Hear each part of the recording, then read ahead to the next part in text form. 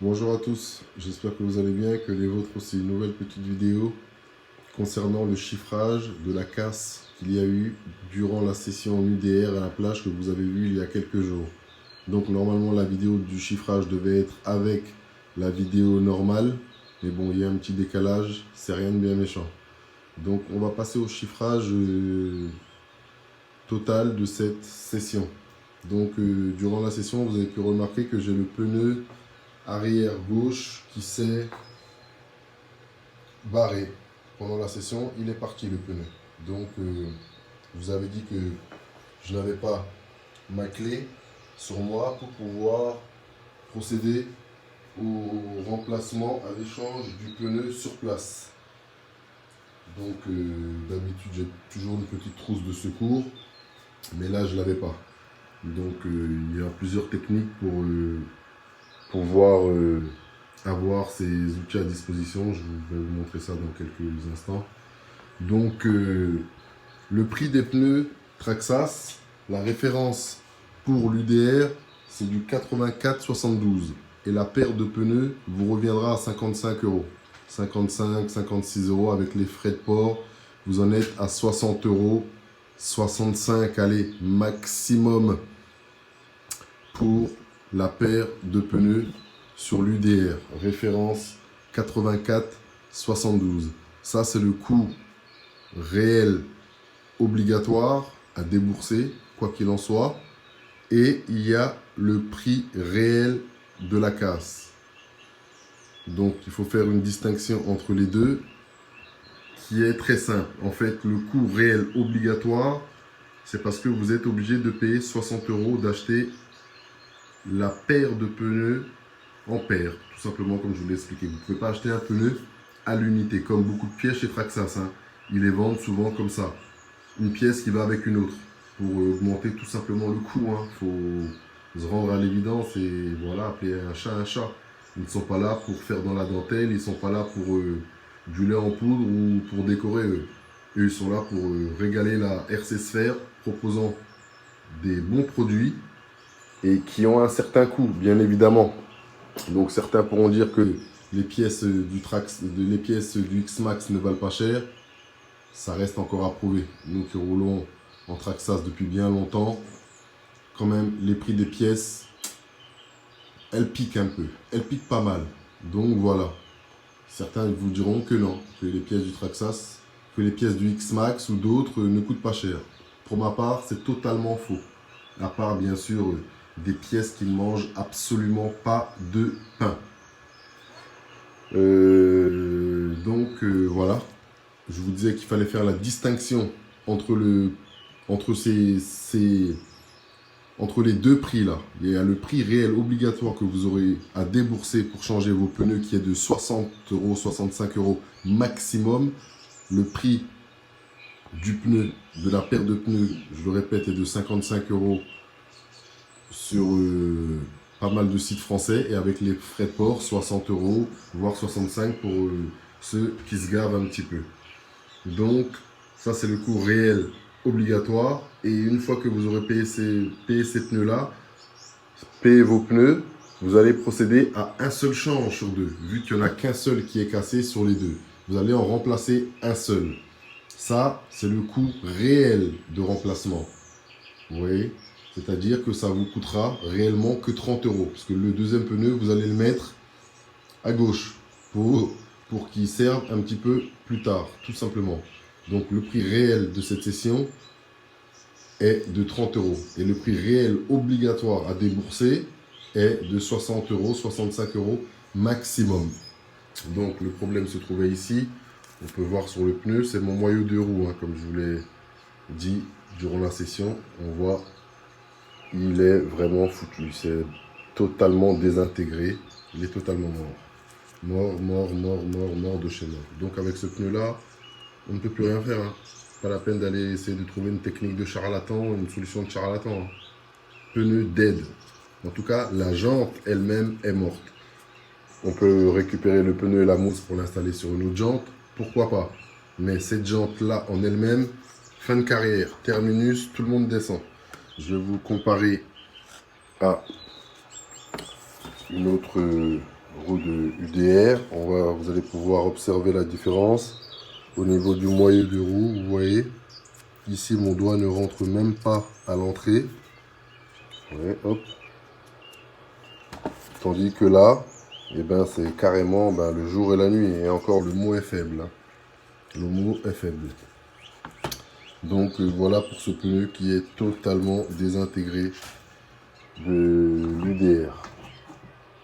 Hop, il va finir dans les pièces, dans le musée des pièces marbrées Traxas. Hop. Et il y a une deuxième chose qui est ici que vous allez pouvoir observer.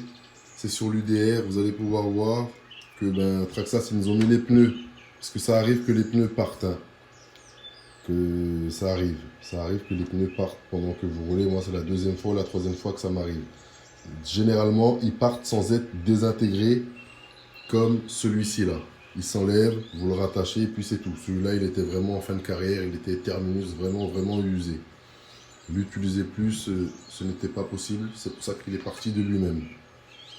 Donc, il y a les deux pneus de secours, bien sûr, et une autre pièce qui se trouve sur l'UDR qui est fragile aussi, c'est le cardan arrière, l'arbre de transmission, si vous préférez, qui fait la liaison entre le planétaire arrière et la transmission qui est au milieu. Donc voilà, ça c'en est un neuf. Hein. Ils l'ont pris, il va sur la machine. D'origine, il s'installe comme ça. Donc il est posé ici. Hop. Donc en cas de pépin sur le terrain, si ça vous arrive et que vous avez planté votre arbre d'entraînement arrière, eh bien, il y a juste à se servir ici pour venir le changer, quoi, tout simplement. Donc moi, je vais profiter pour remettre celui-là en place vite fait. Je l'avais dévissé pour vous faire montrer, hein, tout simplement. Hop. Parce que c'est pareil, ce sont des pièces qui coûtent quand même un peu cher. Cardan comme ça de l'UDR, on en a pour 30 euros, juste le cardan. Avec les frais de port, c'est pareil, on s'en tire pour 35 euros. Allez, 35-40 euros maximum selon le site où l'on commande. Et c'est énorme pour un cardan arrière. Donc voilà pourquoi il faut parler des choses qu'on connaît et ne pas se permettre de dire que les pièces d'UDR, de X-Max, de ceci, de cela ne coûtent pas cher chez Traxas. Je le répète encore une fois, c'est totalement faux. N'écoutez pas les gens qui vous disent ça, ils n'y connaissent absolument rien. D'ailleurs, on ne sait même pas combien de temps ça fait qu'ils roulent en Traxas. Donc voilà.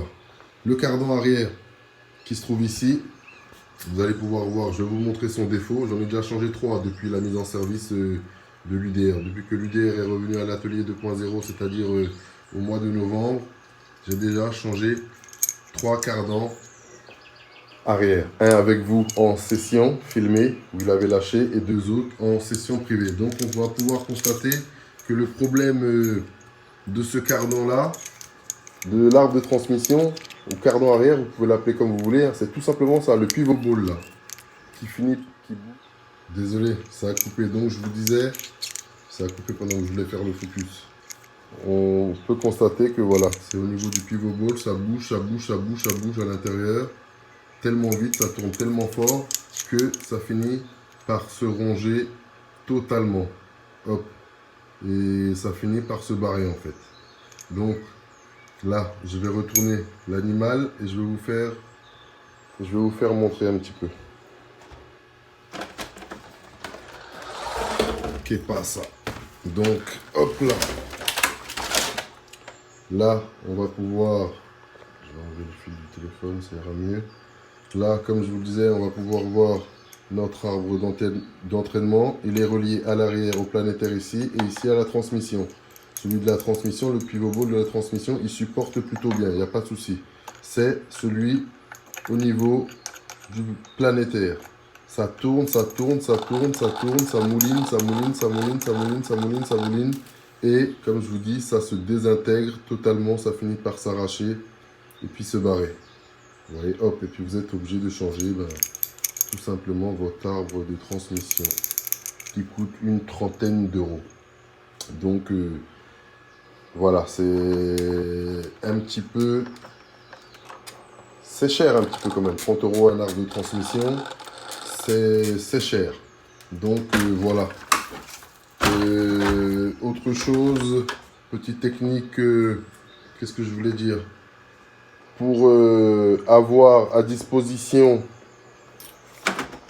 ces petites clés sur place, pour pouvoir effectuer les changements que je vous disais, ben, il suffit de prendre un riselant pour celui-là par exemple, un riselant, et puis vous accrochez la pièce quelque part par ici à l'arrière par exemple, hop, avec un riselant bien dur pour pas qu'elle bouge. Vous essayez de la fixer ici, dans un endroit qui dérange pas trop, hop, ou soit même possibilité de placer tout ça à l'arrière, ici, hop, on prend un riselant, après, et on attache ça bien, solidement, pour pas que ça se barre. Et c'est pareil avec sa clé à laine de 2,5 mm qui sert à dévisser tout simplement sa roue en cas de pépin. Vous voyez, hop là. On peut la prendre et la fixer quelque part. Il y a un endroit, là il y a un petit trou, mais peut-être pas là, ça va déranger. Ailleurs, vous voyez, ici à l'intérieur, avec un riselant, on essaie de le fixer contre la tige, quelque part, où ça tienne bien, pour pouvoir l'avoir sur place, sur le terrain. Si on ne veut pas les mettre directement dans sa mallette ou dans sa trousse. C'est un fait un petit peu plus stylé, un kiff en plus, d'avoir son cardan arrière, son arbre d'entraînement installé, ses pneus et les pièces qui vont avec, bien sûr, pour pouvoir y avoir accès rapidement et surtout en cas de besoin. Sinon, ça ne fait que décoratif. Mais généralement, tout le monde a une petite trousse avec lui pour pouvoir mettre ses pièces dedans. Ça va aussi bien, très très bien dans une trousse aussi, hein, tout simplement. Donc voilà, on a fait le tour du chiffrage de la casse. Donc le coût réel obligatoire de cette session est de 60 €, 65 maximum. Coût réel à débourser et le coût réel de la casse est de 30 €, 32,50 €, allez 35 € maximum. Donc voilà, faites attention sur l'UDR, à l'arbre d'entraînement arrière. Si certaines personnes parlent de la fragilité de l'UDR, quand ils mentionnent le pont arrière, s'ils font référence à l'arbre d'entraînement, je confirme et je valide. Fragilité. S'ils parlent d'autre chose en parlant du pont arrière, je ne sais pas, je ne valide pas, je ne confirme pas. Je n'ai rencontré aucun autre problème au niveau du pont arrière avec cette machine depuis qu'elle est mise en service. Donc voilà, c'était le chiffrage de la case de l'UDR. Donc je vous dis à bientôt pour de nouvelles aventures. Prenez soin de vous et prenez soin des vôtres. Tchuss, KRC 2.0. Yeah.